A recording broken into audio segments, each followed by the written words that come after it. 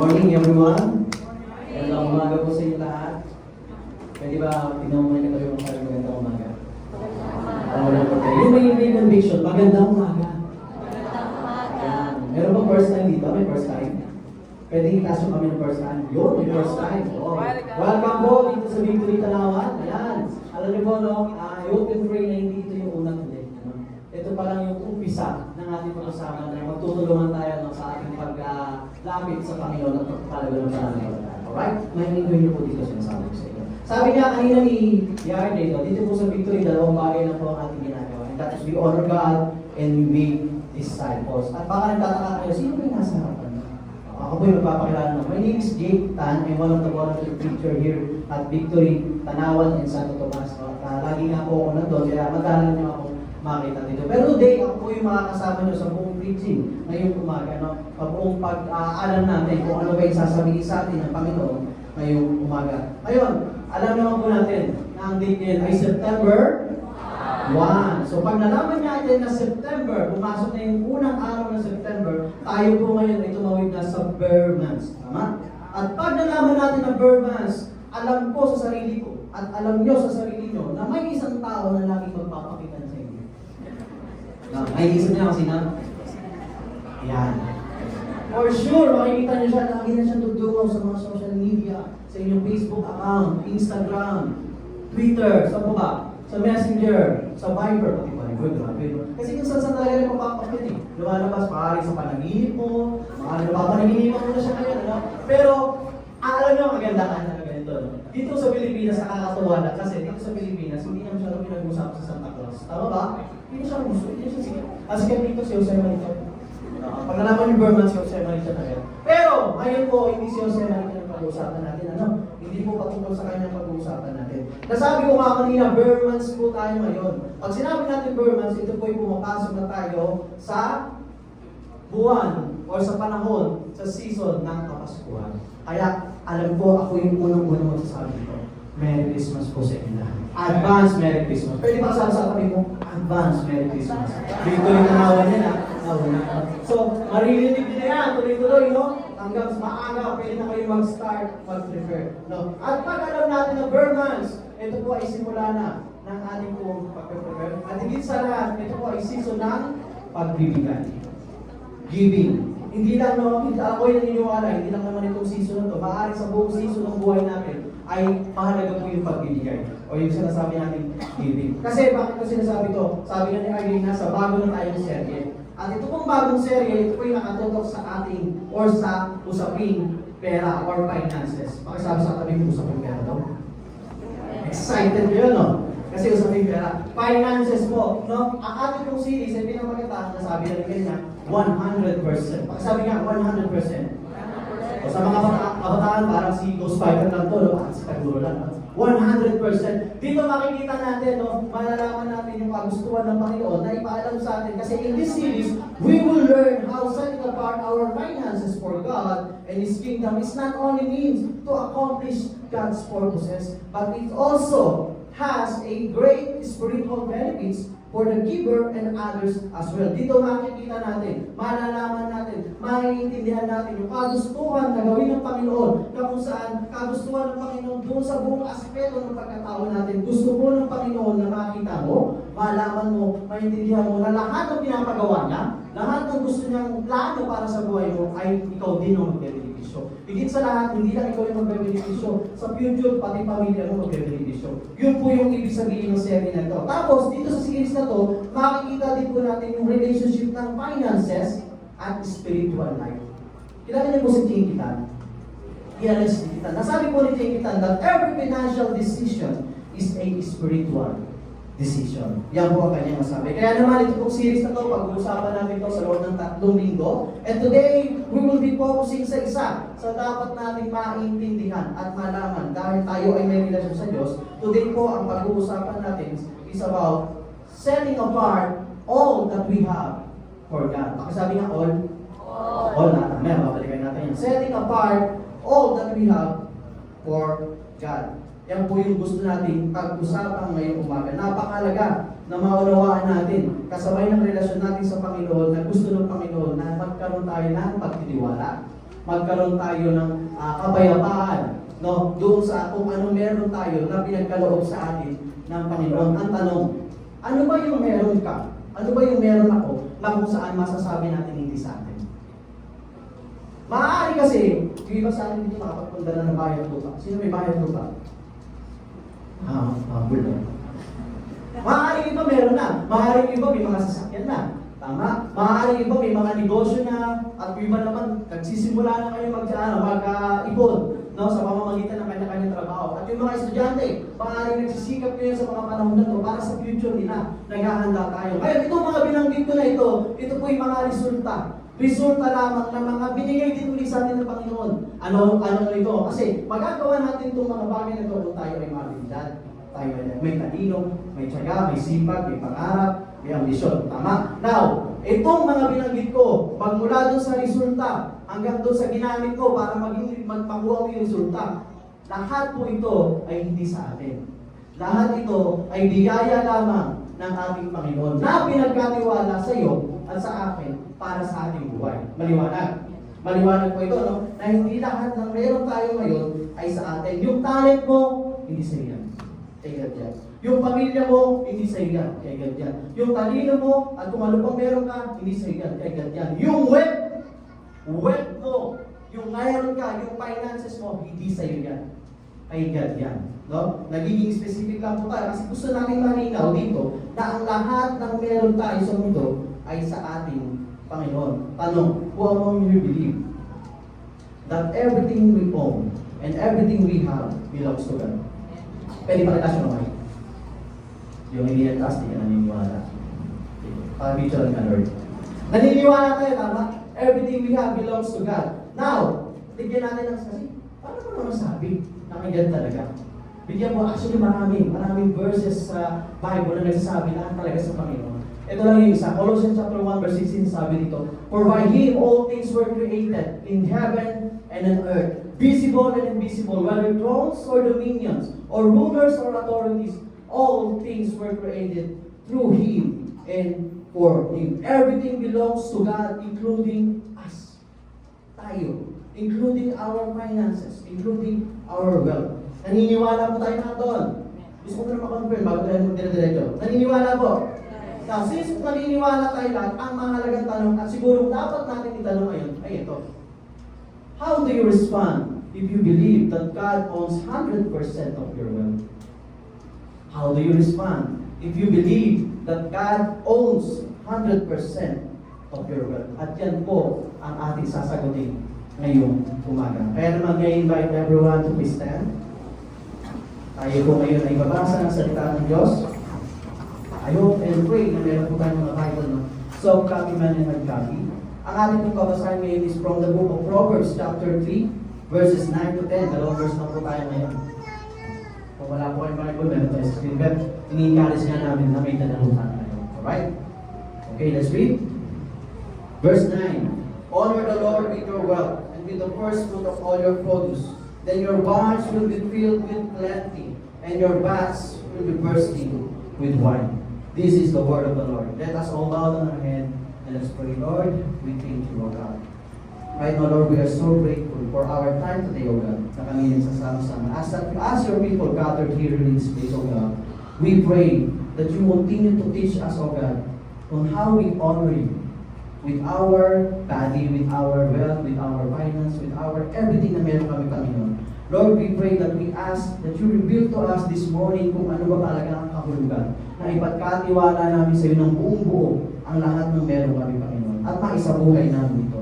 Maraming salamat, Panginoon. Lord, we ask for the Holy Spirit to guide us, to speak to us, to teach us today. This is our prayer. In Jesus' name we pray. Amen and amen. Pwede na po tayo po.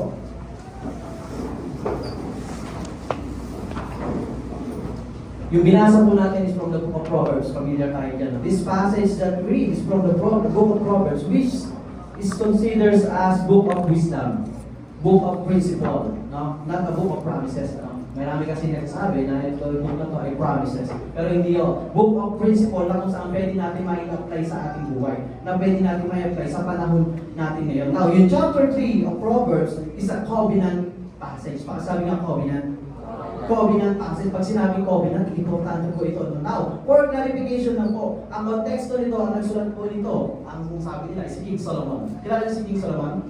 Si King Solomon yung pinakamayamang hari na naghari dito sa mundo at higit sa lahat siya po yung wise man. Alright? So yun po si King Solomon. Now, sinulat to ni King Solomon or sinabi to ni King Solomon sa kanyang anak. Ibig sabihin, this message is from a father to a son, not from a preacher to the congregation. Ulitin ko. This message is from a father to a son, not from a preacher to congregation. Bakit ko sinasabi ito? Kasi ganito po, ano? Some of people, maybe lang po ito, no? Some people may say na, ano ba naman yan, Jay? Kakatapos lang ng Love the City, Generosity, usapang pera doon, usapang pagbibigay. Ngayon, yung bagong series, pera na naman. Ano ba naman yan? Ganyan kayo sa church eh. Puro kayo pera. It's all about the money, puro lang pera, pag-usapan. May ganun po ba ito? Wala. Buti naman. Pero some people, baka lang, may gano'n na lang. Pero kung pinaniniwala, kung pag-usapan lang naman ng pera, mas maganda kung pinag-uusapan sa church yan. Bakit? Kasi dito sa church, dito natin makikita yung ano ba talaga ang stand ni Lord pagdating sa pera or sa finances natin, no? Yung po yung maganda. And can I tell you something? Hindi po ito to. That is not true. Na puro pera ang pinag-uusapan dito. Well, napag-uusapan kasi importante siya, pero hindi po ito patungkol sa pera lang. First of all, para mabigyan natin ito ng justice, punta po kayo sa labas after service. Kakain na. Kaya yung pamilya nyo, kumain kayo sa labas, kahit sa inyong establishment. Tapos pagkain ninyo, order kayo, then may bill. Tama? Pagdating ng bill, malapit sa yung waiter. Paglapit ng waiter, ito sabihin mo, ayan ka na naman! Ayan ka na naman, inasan! Ayan ka na naman! Pwede mo mapagtitin naman. Ayan, dyan ka na naman! Puro kayong pera! Pera na naman ng pera! Wala na kayong ginawa kundi humingi ng pera sa amin! Tanungin mo ka sa sagot ng waiter. Ay ma'am, pera po talaga ang kailangan namin.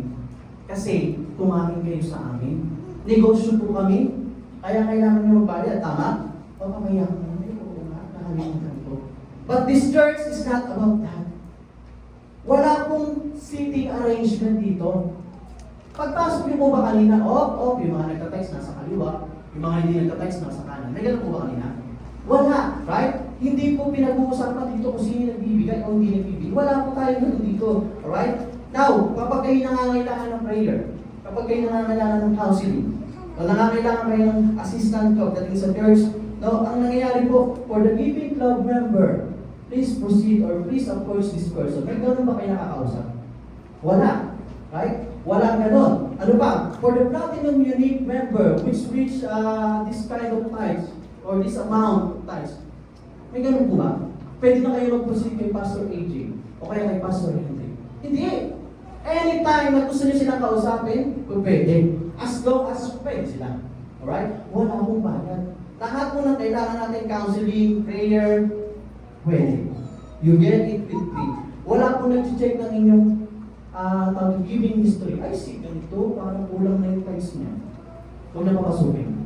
May ganun po. Wala ganun dito. Kaya ako po sinasabi ko, para mawala yung mindset, basagin natin yung mindset. Dapat dating sa church, well, hindi ko naman nila lahat. May mga church talaga ganun. Pero here in Victory, hindi po kaya ganun.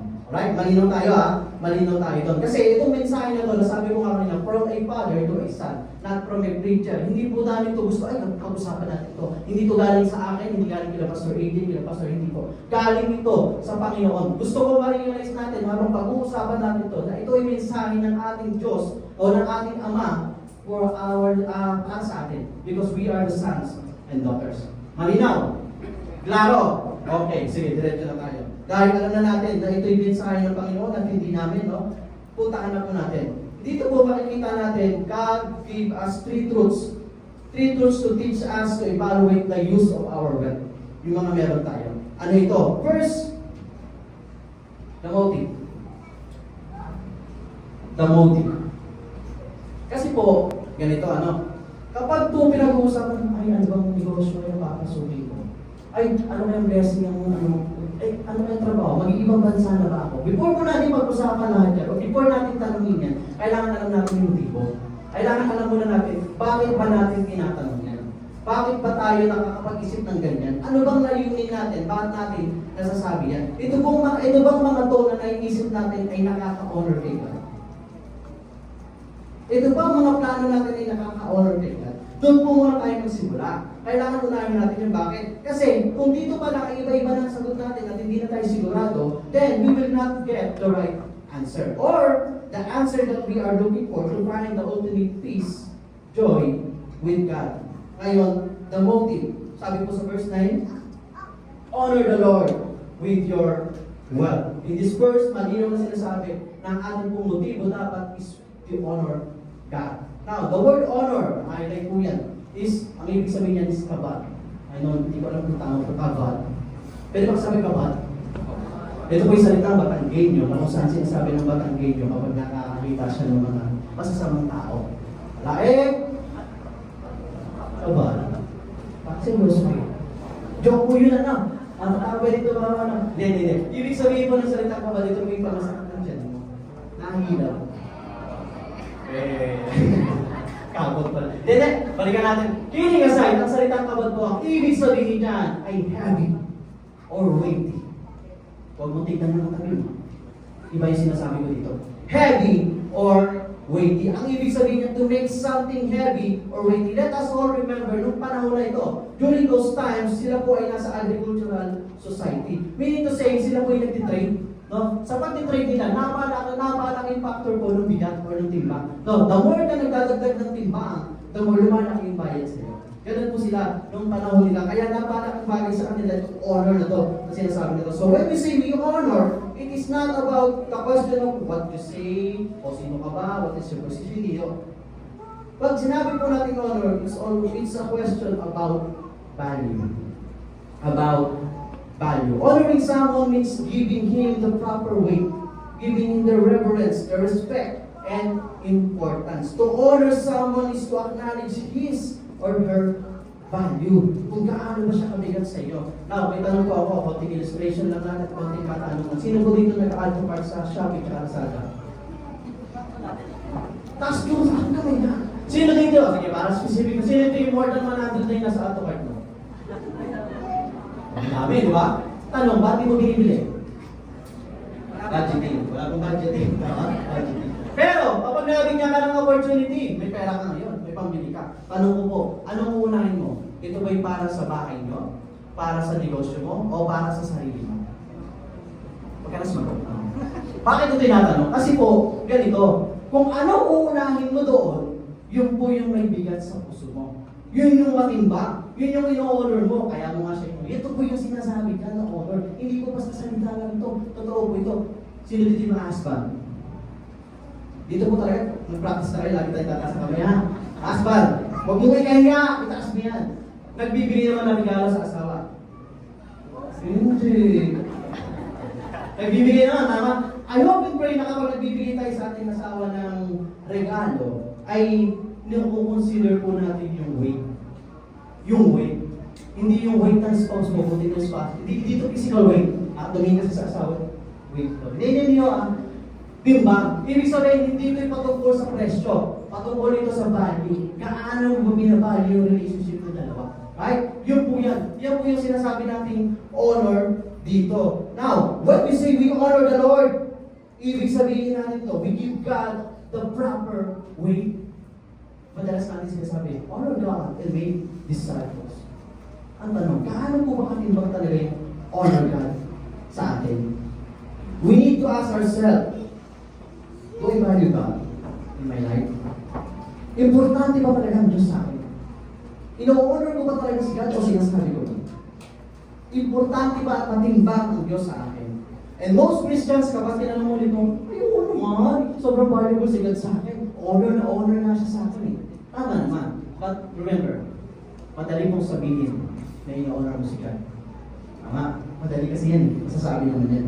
But you know what? When we say we value God or we honor God, it will reflect the way we make decision kung ano ba talaga yung mas gusto mo sa buhay or yung mahalaga sa iyo. Kasi ito ilalabas sa iyong pagsasalita. Ito ilalabas sa iyong mga kilos. Ito ilalabas sa paggamit mo ng pera. Let me give you example, pero ito kasi sa mga may anak na. May mga anak, yung mga anak dito, mga 5 years old below, meron nung may gano'n. Pansinin niyo yung mga anak ninyo. Kapag ka pinapakain niya, busog ako. God, I'm full. Cool talaga. Pero sabihin mo, anak, gusto mo ka bigyan ng ice cream tsaka candies? Oh, gusto ko yan. Daddy, give me more. O, sandali. Sabi mo, cool ka. Sabi mo, gusto ko. Ito gusto mo. Nasasagot sa'yo nun, hindi ko po alam. Pero ikaw sa sarili mo, alam mo.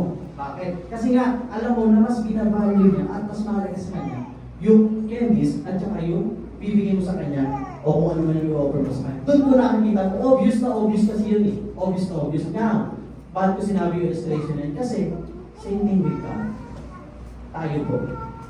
Kapag may pinapagawa sa atin ng Diyos, obvious na obvious kapag nagdadayan ka. Lord, hindi mo na ako magbibigay ngayon. Kahit na tight eh. Lord, hindi mo na ako makapagpag. Saan na kayo eh? Wala naman pong problema. At alam niyo po ba, alam ni God kung ino-honor niya talaga siya. Alam ni God kung paano niya siya ino-honor. Right? Alam po ba natin kung paano niyo malalaman na talaga ino-honor niya si God? Ito may nilan lang sa mga way, no? Pag-isip mo sa umaga, sino nasa isip mo? Si Jowa o si God? Matawa si Ate. Sino nung nasa isip? Pag sa trabaho, kapag nasa negosyo ka, pinakausap ka, o lumalabas pa sa bibig ng Panginoon, yung salita ng Panginoon. Kung ikaw may mga tauhan, nasasabi mo ba sa kanila yung salita ng Diyos? Yan po ay ilan lang sa mga halimbawa lang kung saan ino-honor mo si God. Bakit? Kasi mas importante siya sa iyo. Siya yung laman ng puso mo at laman ng bibig mo. Pwede niyo po makita doon. Now, if we honor the Lord, ibig sabihin, pinapahalagahan natin siya. To honor God means, yun po yung ating motive. Yung ating motibo. Ngayon, naiintindihan natin yung motibo. Alam na natin yung motibo ng puso natin. And then, malalaman natin yung second step. Punta tayo sa second step. Kasi alam mo na yung motibo. Ano yun? The method. Eto na. Our motive is to honor God, and right now, the method. Paano naman natin gagawin ito? Sa usaping finances o salapi. Verse 9, sabi niyan, honor the Lord with your wealth and with the first fruit of all your produce. Ganito. Kapag po binasa natin ito, automatic sa mga tao o mga Kristiyano, ang madalas makikita agad yung first fruits. Intriguing, ano yung first fruits? Tama? Now, ano ba kasi yung first fruit? First fruit, ang konsepto po nito is from God's creation world. Because God created everything that exists, all of creation belongs to Him. Yan, pinag-usapan natin kanina. Therefore, pag sinabi po natin first fruit, ang ibig po sabihin niya, first and best. Alright? First and best. Kung alam natin na si God ang may-ari ng lahat, ibig sabihin yung first and best mo ay para kay God. Bakit? Everything belongs to God. Yan yung napag-usapan natin kanina. At hindi lang yun, yung first fruit po, ibig sabihin niya, priority. Priority. God deserves the first and the best na meron tayo. Maaaring ito yung first fruit sa salary mo. Maaaring ito yung first fruit sa negosyo mo, sa transaction mo. Bakit? Kasi po, sa panahon natin ngayon, ang konteksto ng first fruit, ito po yung 10% or yung tithes na tinatawag natin. Hindi ito yung, Lord, maraming bayarin, may kuryente, may tubig, may Netflix, may internet. Lord, kung ano yung material na ibibigay ko sa'yo. Hindi na po first fruit yun, last fruit na yun. Tama? Yung sinasabi dito, yung first at saka yung best, ano ba yung pinakaunang meron ka na nakuha mo, dahil pinagpagura mo, na yung pinagpagura mo, ibinigay din naman sa iyo ng Panginoon, kaya ka nagkaroon ng ganung pagod. Tama? So, ibig sabihin, yun yung ibibigay mo sa Panginoon. Yan po yung first fruit na tinatawag o sinasabi natin. Again, ask yourself, gaano ba talaga mo binavalue si God? Gaano mo talaga ino-honor si God? That's why we need to remember to honor God. Kasi alam natin, no, yung pagka-alam mo yung motibo ng puso mo, hindi ka mahirapang magbalik. Kasi alam mo naman, ino-honor mo siya, kaya ka nagbabalik sa Kanya. Kasi ganito ang tao. Normally, ang tao, kapag nagbalik sa Panginoon 10%, Lord, di ako magbabalik sa iyo kasi para mag-bless mo ako. Tama naman. I-bless ka naman nila. Pero hindi po yun ang dahilan. Kaya ka nagbabalik sa Panginoon. Dahil hindi para mag-bless ka, kundi para ma-honor mo siya. Why? Kasi pinagkatiwalaan ka niya. Pinagkatiwalaan ka niya sa kung anong meron ka. Bakit? Kasi po, when we give back the Lord's tithe, kasi po, we are not giving back because we gusto natin mag-bless. We give back the Lord's tithe not to be blessed. We do it because we are already blessed.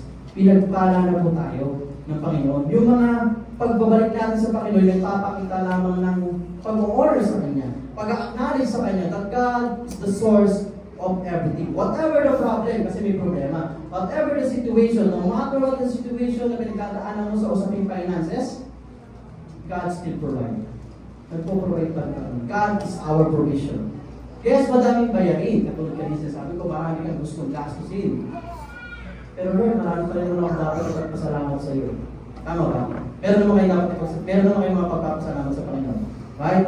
Dahil alam natin na ang Diyos ang nagbigay na natin sa atin. Alam natin ang Diyos na hindi nagkulang. Sabi nga sa kanta kanina, sapat. Sapat ang Panginoon sa mga binibigay niya sa atin. Yung po ang ating Panginoon. Kaya ka nagpapala kasi ikay pinagpala. Alright? Kaya ka nagpabalik kasi alam mong may pagpapala ka. Now, gusto ko lang makita natin dito kasi may problema. May posibleng problema. Maaaring faithful ka naman dun sa 10%. Maaaring faithful ka sa binibigay mo. Pero bakit tayo na tayo pa rin ako? Bakit kulang pa rin ako? Bakit nagdoon pa rin ako sa utang?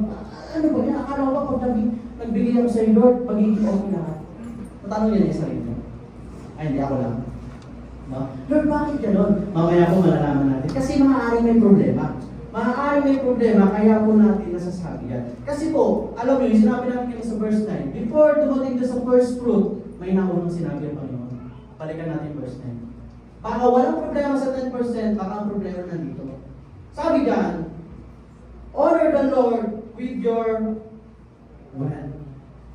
Yung wealth po na sinasabi dito, ito po yung tinatawag natin 90%. 90%. Ganito, kapag nagbabalik tayo sa Panginoon ng 10%, hindi po ibig sabihin ito na wala ng karapatan ng Panginoon doon sa 90%. Hindi ibig sabihin ito na hindi na concern si Lord sa 90%.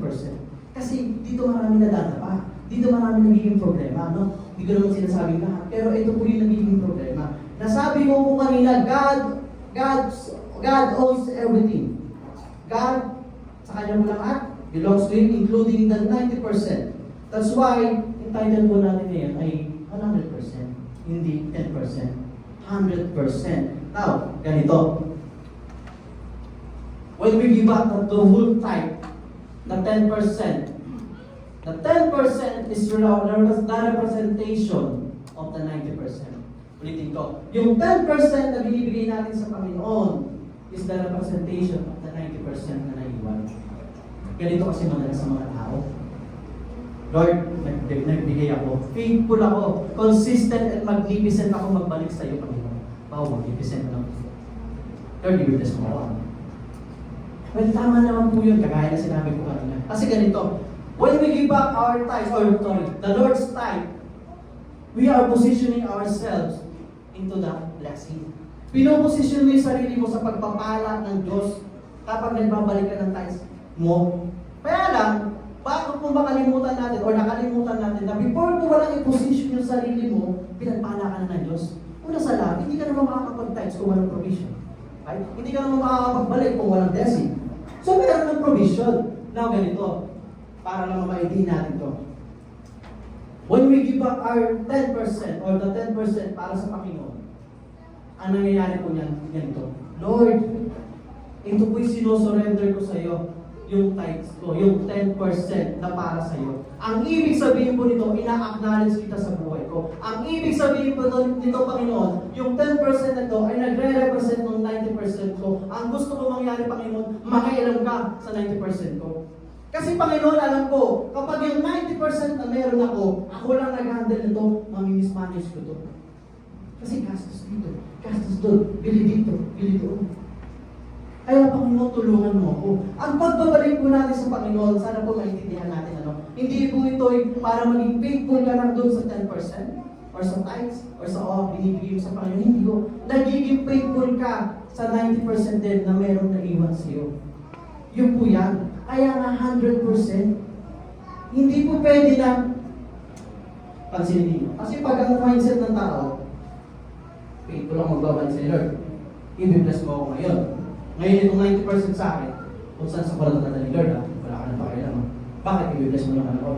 Kung gano'n po ang mindset mo, week after week, month after month, gano'n po yung gagawin mo. Kasi inaasahan mo pagpapalain ng Lord. Pero, ito po yung nakalimutan mo. Ito, tignan natin. Listen.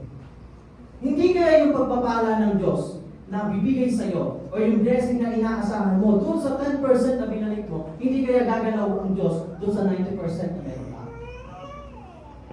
Ang problema, paano gagalaw ang Diyos doon sa 90% na naiwan sa'yo kung ikaw mismo naging, balaw na, naging waldas? Ba't ganito ko pinapabana? Ang dami ko ba yung utang? Faithful naman ako sa 10%. Nasaan po ang 90%? Paano po ba natin minamanage yung 90%? Ask yourself. Ito ba yung pinanggagala? Wala namang masama doon. Sobra. Ito ba yung pinagsusugal? Ito ba yung Starbucks? Wala namang problema sa mga yan. Okay naman yun. No, basta, lagi nyo po itatanong, na-honor ba si God dito sa ginagawa ko? Right? Balikan ko lang po ng konti ito. Ito, konti lang ito. Paano po ako magbibigay? Pwede po ba ako magbigay ng ate? Natatanong niya yan, ha? Pwede bang ito para sa ENC, ito ay para sa ganito, ito ay para sa ganito. Ganito yun. Alam niyo kung saan sagot niya? Ganito. Tanong niyo si God. Hindi ko po alam. Si God po ang nakakaalam niya. Ano po bang conviction niyo? Ano po bang sinasabi sa inyo ng Panginoon sa inyong pagbabalik? Ano po bang kahalagahan ng pagbabalik at nung meron kayong finances para ibigay o ibalik kung kanino man o sa Panginoon?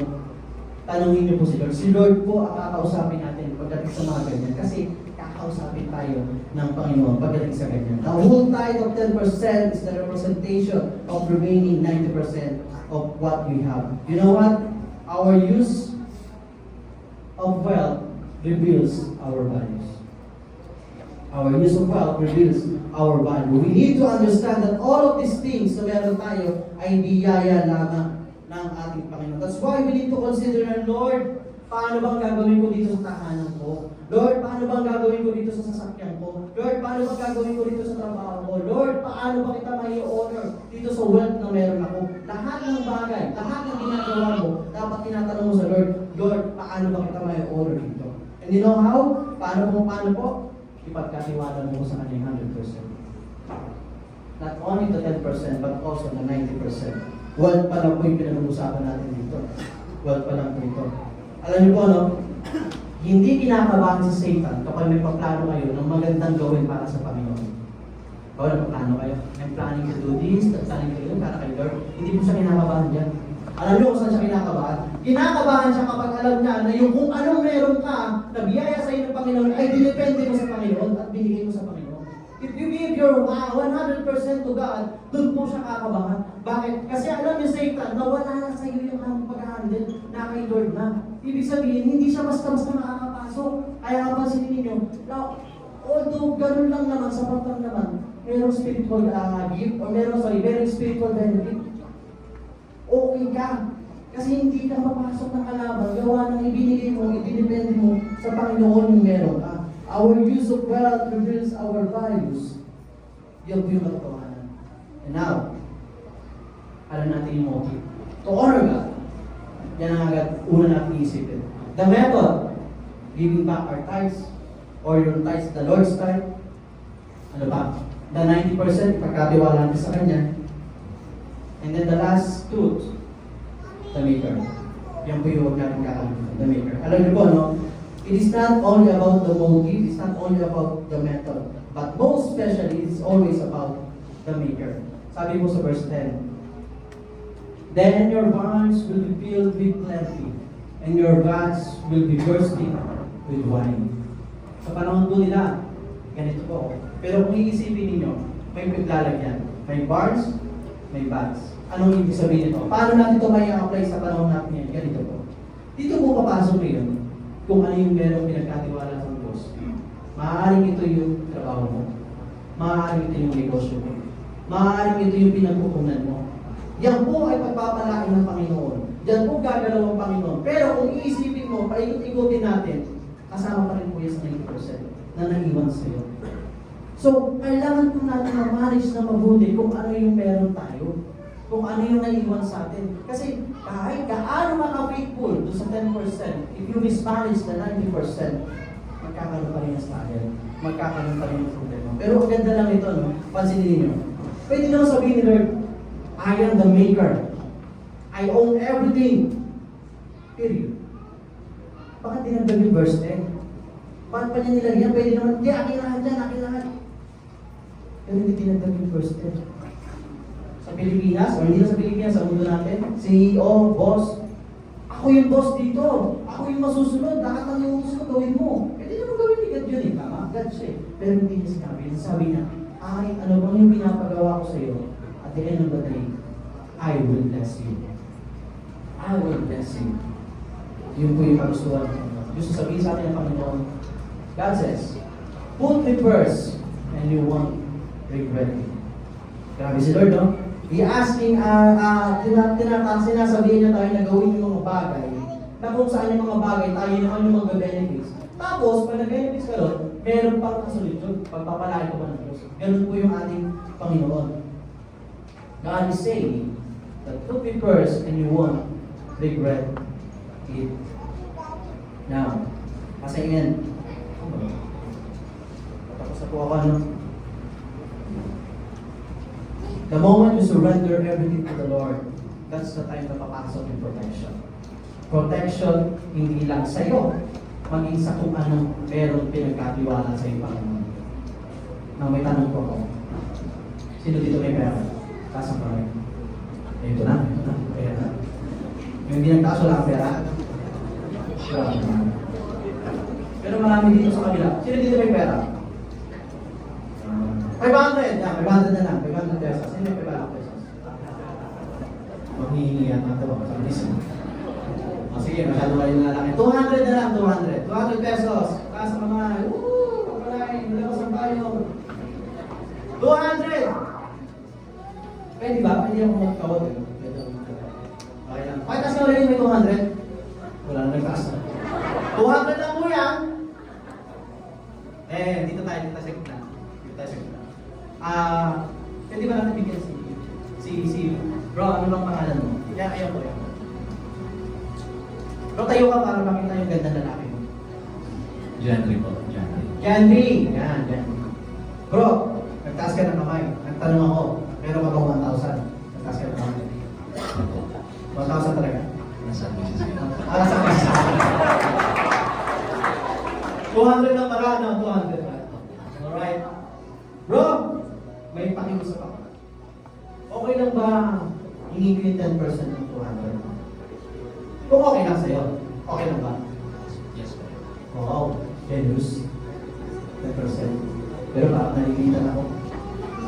Kakaya ko mamaya. Hindi, bro, masyado naman nag-effort ako eh. Pero bro, ano naman nakakapagod magsalita. Di ba 50% na lang? 200 yan, di ba? Okay lang ba 50%? Hati tayo. Kung okay lang. Kaya abot sa akin yan. Abot sa akin yan. Tapos na bro, okay lang ha? Gusto mo ng buhay? Wow. May pangkain na ako. Pwede na to. Pero may kasama ako. Yung misis ko. Ulan.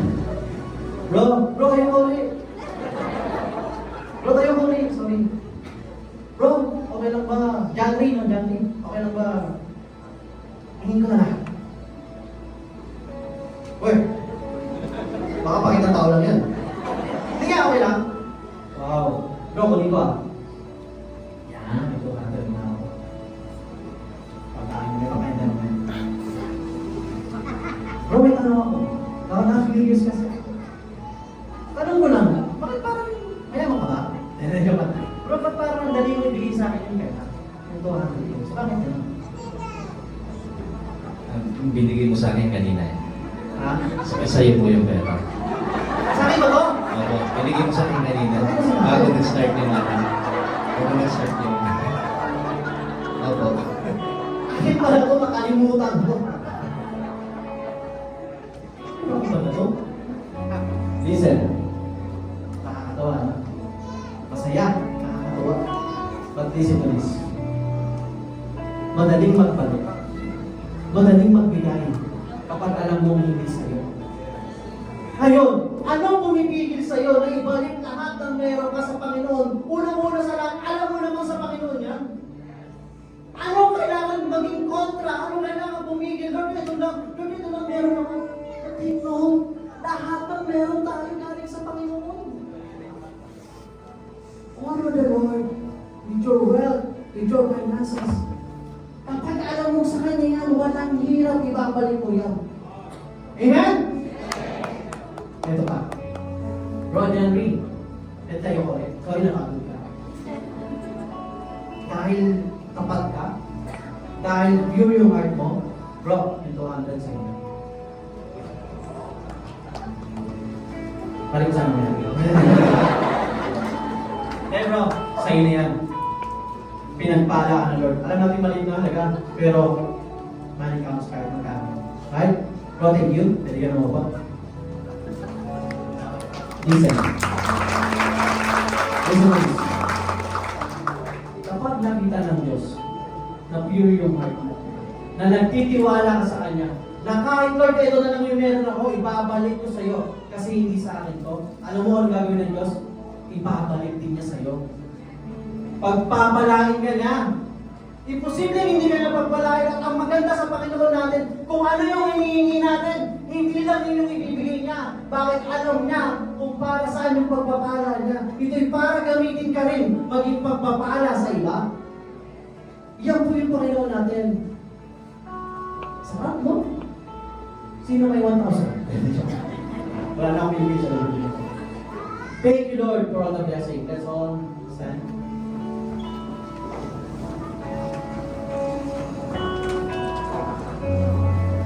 Sabi ko sa Romans chapter 8, verse 32. He who did not spare his own son, but gave him up for us all, how will he not also, along with him, graciously give us all things? You know what? God told us first na kahit yung nag-iisa niyang anak, ibinigay niya sa atin. You know what? That's 100% of God. Pinagkatiwala niya sa atin. Ibinigay niya sa atin. Para ano? Mabuhay na masarap? Hindi. Para magsakripisyo. Para ibigay yung buhay sa atin. Before the first fruit, there is the firstborn. And His name is Jesus. Bakit ko ibibigay yung buhay ko sa inyo? Hindi nyo naman deserve it. But because of my love, but because I'm faithful, Jesus says, ako yung magsasakripisyo. Ibibigay ko lahat dahil ganito ko kayo kamahal. And with that, na maintindihan natin ito, malaman natin ito. Siguro ito dapat ang tulak sa puso sa atin. Lord, ipagkakatiwala ko rin sa iyo lahat. Hindi ito sapat, pero Lord, ito yung kaya kong ibalik sa iyo. Dahil ikaw yung tapat at ikaw yung mapagmahal na Diyos. Na sa kabilaan na makasalanan ako, Lord, ibinigay mo pa rin ang iyong anak sa Jesus. Kaya ngayon, Panginoon, sa mga oras na ito, wala naman ako pwedeng ibalik, kundi papurit pa sa salamat sa iyo. That's why don't we worship God once again? At i-honor natin siya with our worship. Let's worship God.